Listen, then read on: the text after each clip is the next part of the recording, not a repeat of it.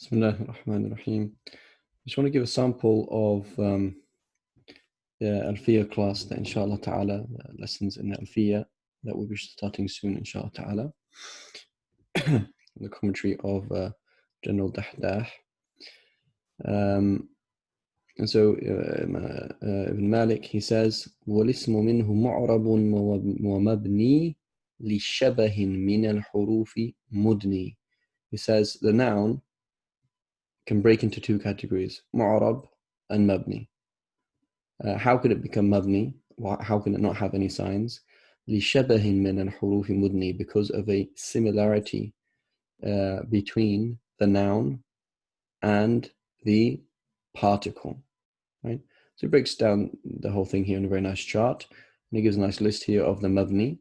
And he says the binat can be lazim or arid. Right? It can be something that is always there. The word is always mabni.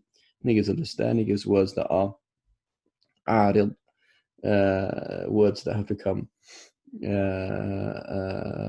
mabni by virtue of the way that they work. And so he says here, وَالِاسْمُ بِالنِّسْبَةِ إِلَى تَغَيُّرُ الْحَرَكَةِ وَزِيَادَةِ نُونِ السَّاكِنَةِ فِي الْآخِرِ قِسْمَانِ مُعْرَبًا وَمَبْنِي. He says in relation to whether or not you can have a tanween at the end, and how you exactly express its i'rab, and whether or not it has i'rab, is either mu'rab or mabni. And he gives an example of mu'rab, mutamakkin, or etc. Then he says, he says, الاسم المبني أو غير متمكن لا يتغير آخره بتغير موقعه من إعراب. This word does not reflect, does not inflect its change with different signs on it. وهو نوعان, is of two categories. بناء لازم, a word that will always be mabni. For example, the word كيف, right? The word كيف, it doesn't change. Right? It might have different usages. Usually it'll either be the nasb or the rafa' state, but regardless, it's always kayfa. It doesn't change. Right? That's bina'un lazim. And then bina' arid, something that is merely accidental. The word is normally mu'arab, but it can be used in a certain way where it becomes mabni. And he says here, يرافق الكلمة في أحوال معينة. يا أرض ابلعي ماءك. So أرض is now مبني على الضم. Right? مبني على الضم, but the word أرض itself is not always مبني. Says قال ابن عقيل فعلة البناء منحصرة عند المصنف في شبه الحروف. And so he says, and so Ibn Aqil in his commentary on the Alfiyya, he says, well, the author Ibn Malik deems the reason why a harf is a noun becomes mabni is solely because it resembles a particle. وهذا قريب من مذهب أبي علي الفارسي, the great grammarian. وقد نص سيبويه على أن علة البناء كلها ترجع إلى شبه الحرف, and that's also what Sibawayh says. So let's have a look then at how a noun can resemble a particle and then become mabni.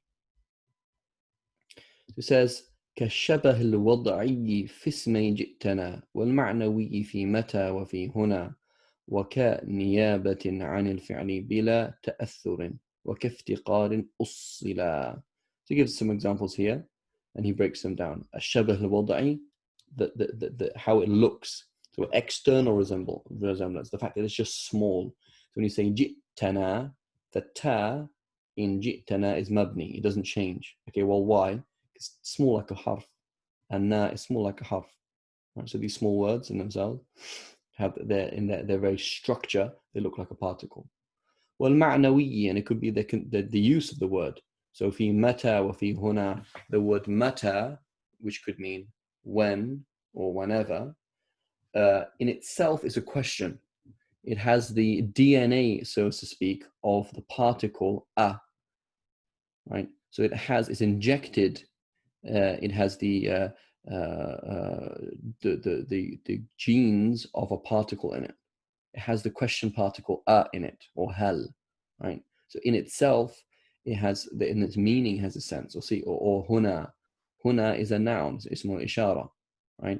But there is an iftiqar in it, which is going to use this word, this dependence on referring to something. Right? So all the asma al-ishara are going to be mabni, right? Apart from some exceptions. And so the ismul ishara, it has this, the sense or the of a particle use in it, even though there's no particular particle in Arabic for ishara, but it has that sense in it. وكنيابة عن الفعل, or in the scenario where that you have a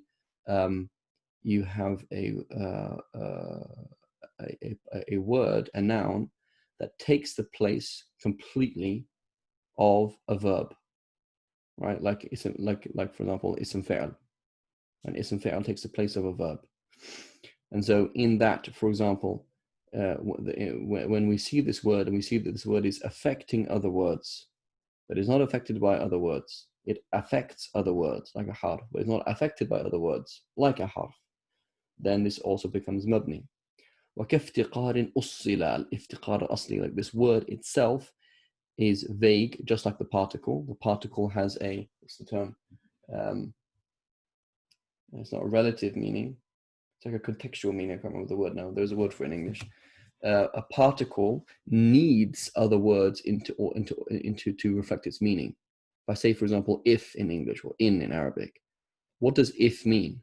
Well, if means there is a conditional relationship between X and Y.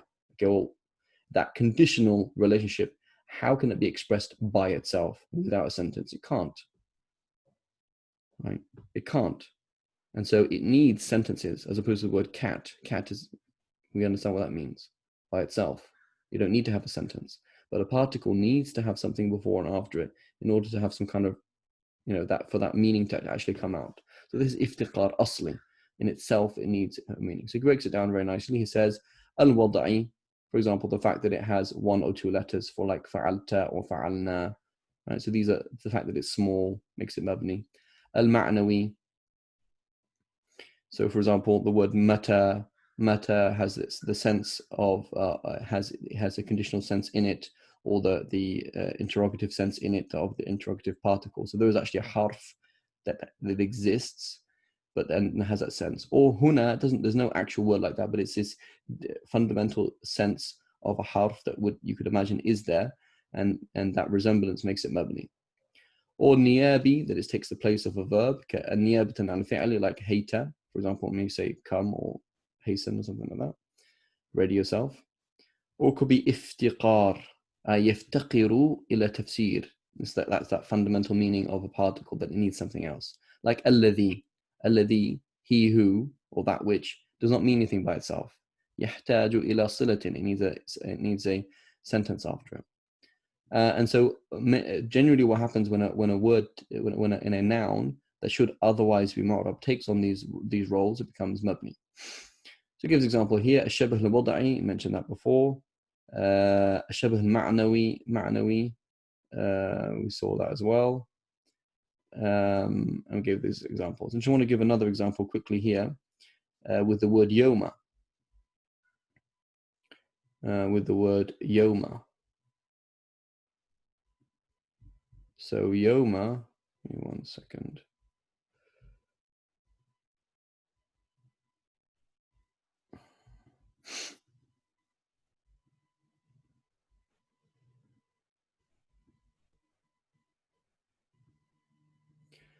So yoma, let's type it here.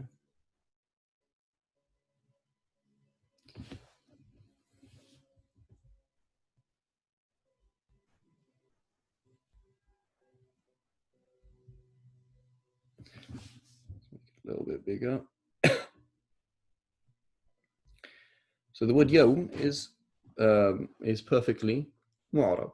Right? There's no issue. Yomun, yoman, yomin. There's no issue with it, right? And I can say things like yomun, a day, for example. Fihi mata zaydun.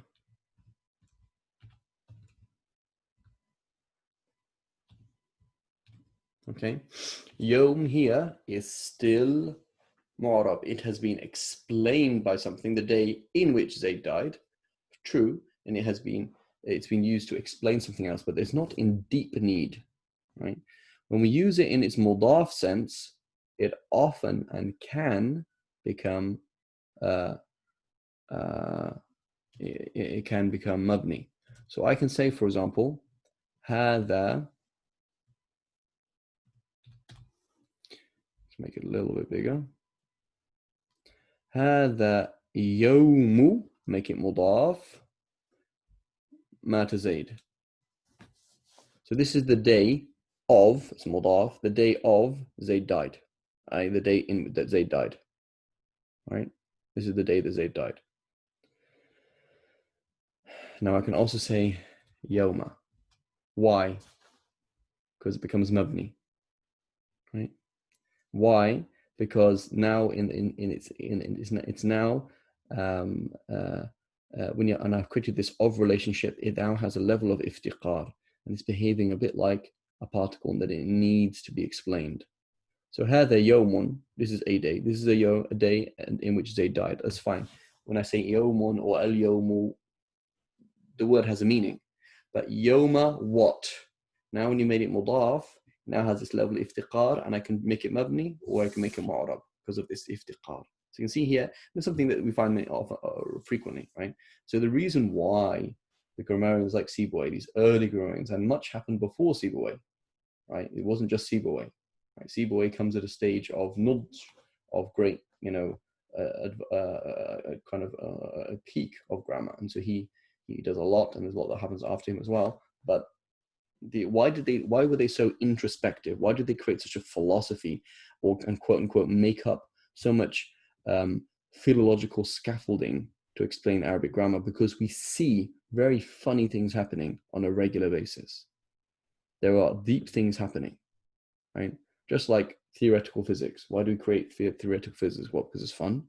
No, because things happen that we can't explain. We have to start explaining things in a very strange way, and it's a very not a less obvious way, because we have to explain these deep things that are happening in front of our eyes. And so this was our example of where's our text gone?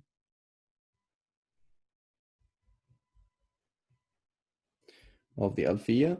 And you can see, mashallah, the way he organizes is very, very nice with Quranic examples. Inshallah, we'll be starting this class, this course, because it's going to go on for some time. It is a course in the sense that the beginning and an end, this coming week, inshallah ta'ala. Okay, assalamu alaikum wa rahmatullahi wa barakatuh.